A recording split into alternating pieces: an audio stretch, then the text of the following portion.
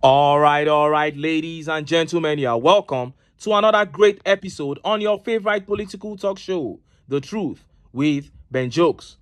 Now, it is so embarrassing to see that APC has reduced politics in Nigeria to a mere ethnic and religious exercise. Under Buhari, 95% of his appointments went to Fulani Muslims.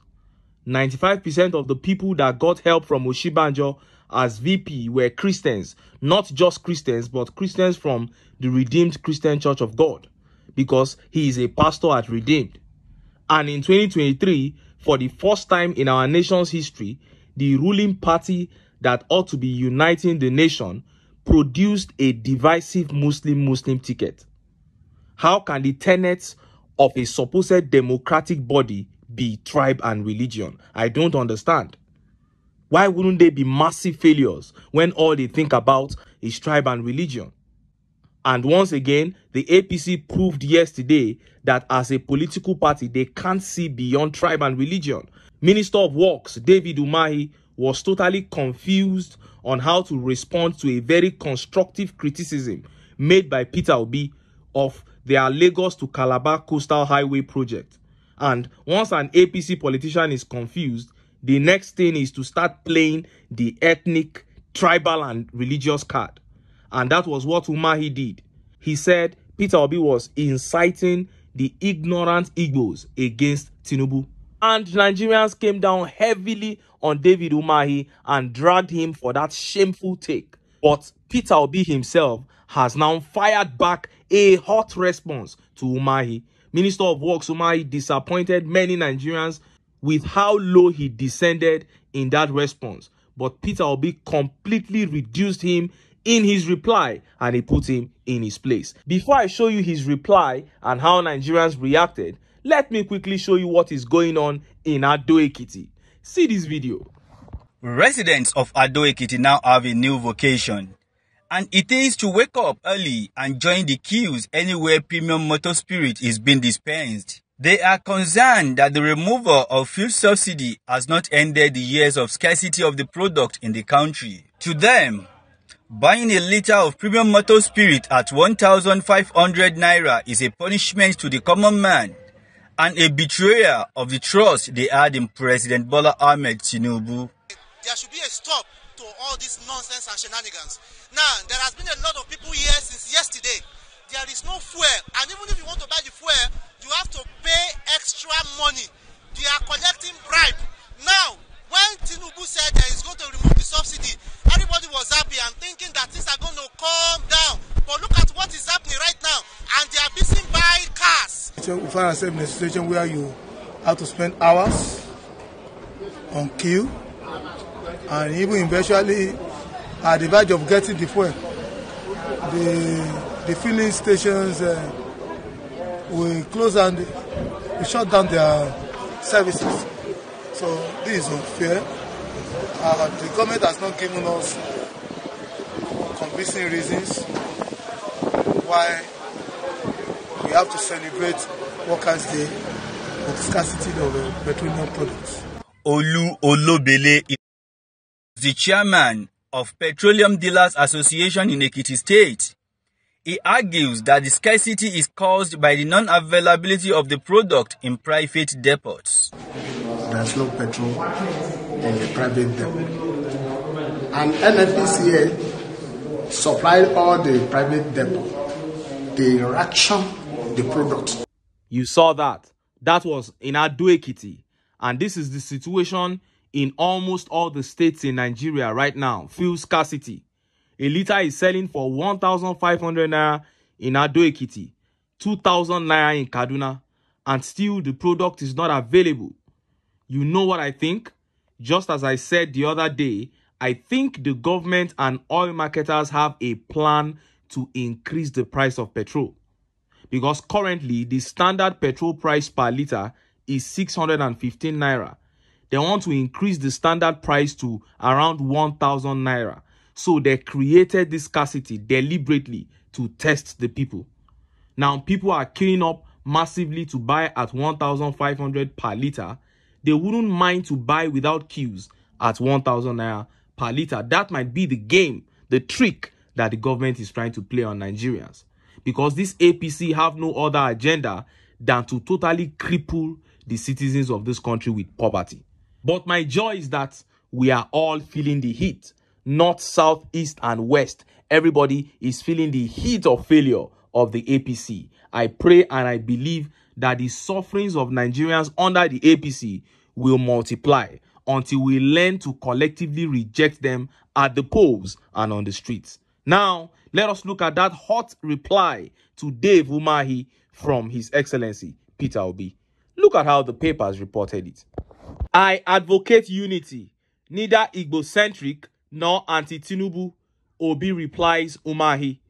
Labour Party presidential candidate in the 2023 general elections, Peter Obi, said he is focused on constructive dialogue towards building a united Nigeria and not interested in divisive ethnic politics, dismissing criticisms that he is inciting Igbo against Tinubu's government.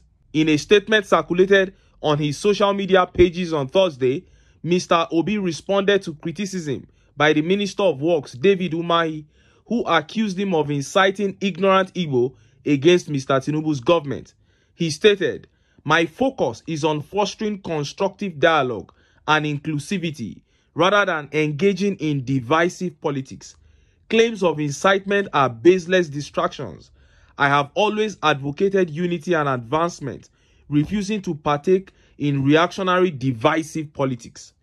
I refuse to be reduced to the level of those who wallow in ethnic politics. Worse still, I have never and can never descend so low as to base my political aspirations on any sectional or ethnic interest."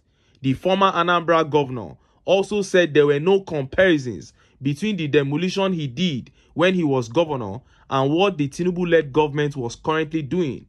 Mr. Obi's statement came less than 24 hours after the Ministry of Works organized an event to compensate owners of buildings demolition for the Lagos-Calabar Coastal Road project. I refuse to be reduced to the level of those who wallow in ethnic politics. That was a strong reply there from His Excellency Peter Obi. And that particular part was not only for Dave UMAHI, that was for the entire APC. All they know in politics is tribe and religion.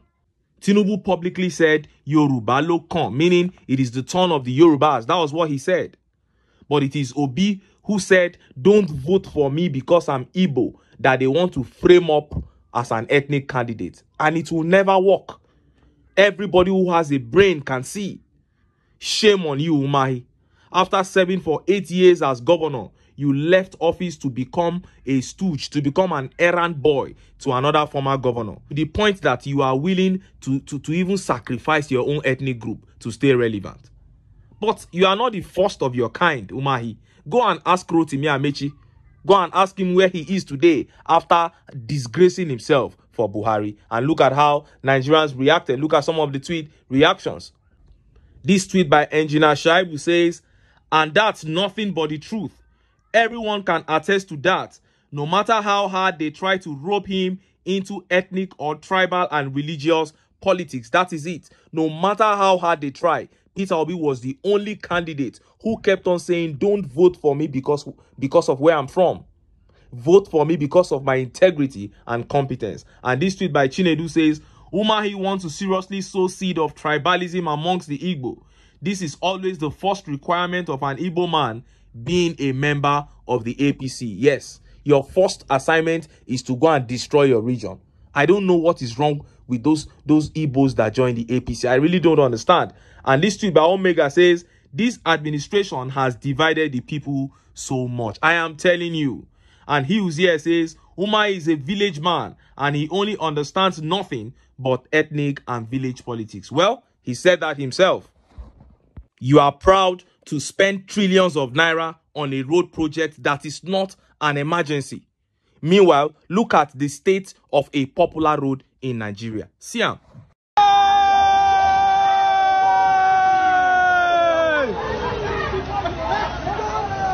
Jesus, and then they turn out now, driver dey inside though. Driver dey inside though. You know, see some wicked, he don't.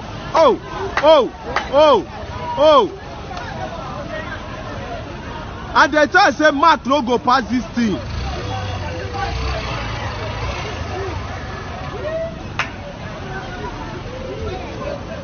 May not be saying avoid this thing carry o.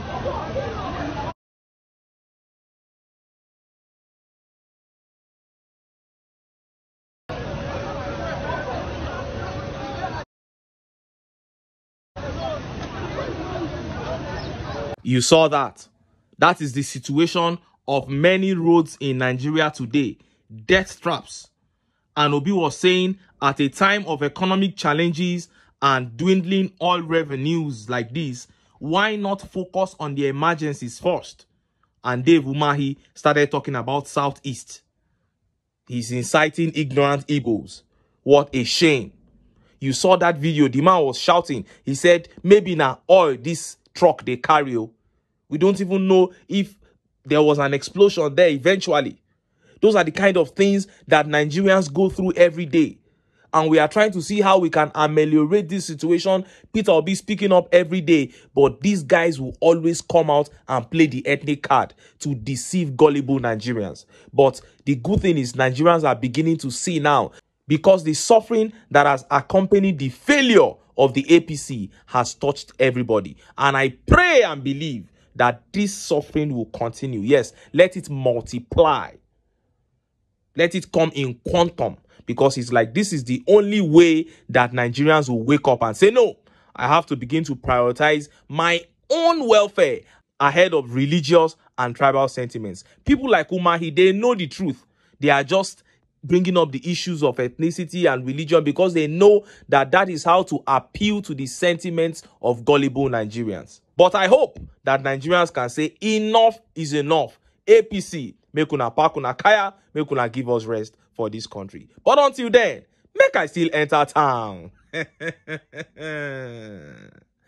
I go get some ogbonge political news where una go like. Why? Because now because of una. Now I day here, so don't go away. Don't go